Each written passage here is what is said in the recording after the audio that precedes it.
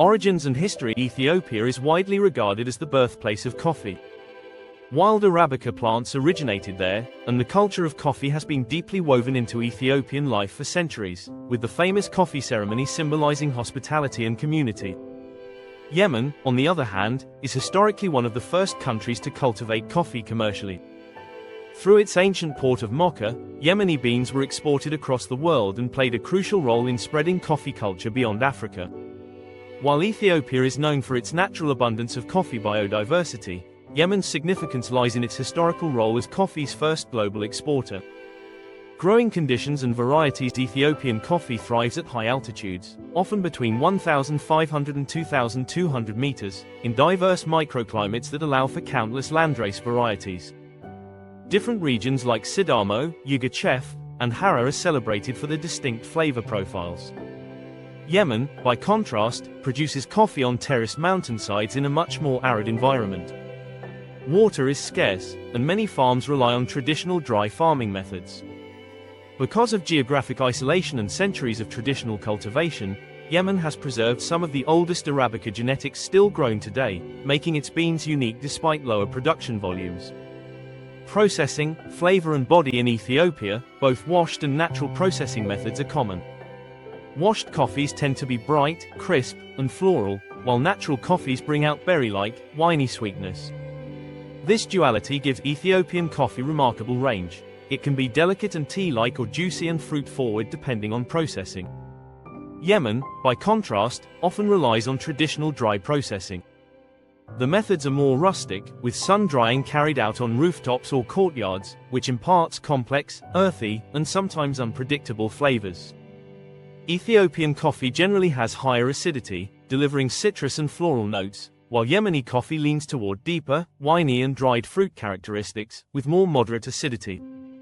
Ethiopian cups are typically lighter in body, while Yemeni beans often provide a richer, heavier mouthfeel with layered textures. Flavor notes. Ethiopian coffees are famous for their complexity.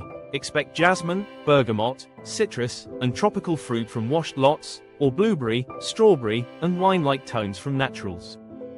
Some regions add subtle chocolate undertones. Yemeni coffees are equally complex but in a different way.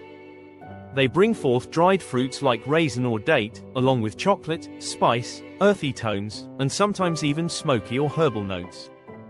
The flavors feel more concentrated and layered, giving the cup a rustic yet refined character. Cultural and market aspects. Ethiopia's relationship with coffee is inseparable from daily life. The coffee ceremony is a cultural ritual, and nearly every household engages in roasting and brewing coffee as part of hospitality.